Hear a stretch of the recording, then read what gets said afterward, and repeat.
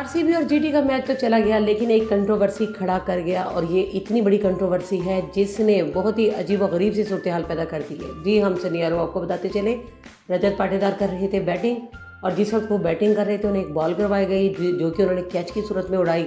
Holder जो कि पास ही खड़े थे, रवाडा भी पास ही खड़े थे। होल्डर ने अगरचे कि इसको लिया कैच, लेकिन वो गिरते ही चले गए। गिरने के चक्कर में जो वो ज़मीन पे उस बॉल को घसीटते ही चले गए, तो उनके इस घसीटने पर यानी उनको आउट दे दिया गया रजत पाटीदार को। उसके बाद वो कंट्रोवर्सी खड़ी हुई। हम देख रहे हैं कि विराट कोहली भी हमें बहस करते हुए पाए गए।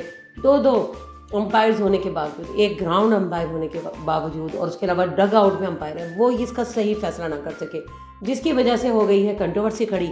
और इस कंट्रोवर्सी ने बहुत ही ज़्यादा तहलका सा मचा के रख दिया है। हुआ कुछ इस तरीके से, वो कहा जा रहा है ये कि रूल्स के अकॉर्डिंग जिस तरीके से वो गिरे हैं और उन्होंने ज़मीन पर उन्होंने घसीटा है बॉल को, तो वो हरगिज़ भी नहीं है आउट, वो कैच आउट हो ही नहीं सकता। लेकिन दूसरी तरफ ये बात भी कही जा रही है कि अंपायर्स की तरफ से कि नहीं, उन्होंने 5 सेकंड के लिए अपने हाथ में रखा था, उसके बाद उन्होंने ज़मीन पर घसीटा।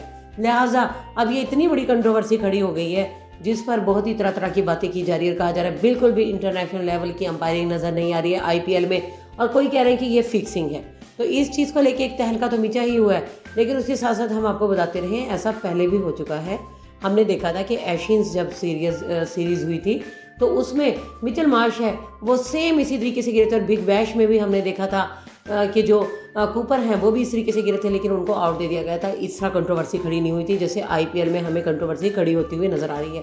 इस पर आप भी कमेंट देकर बताइएगा, आरसीबी में रजत पाटीदार का जिस तरह ये कैच हुआ है, ये कैच दुरुस्त है या नहीं, कमेंट ज़रूर कीजिएगा। चैनल को सब्सक्राइब करना मत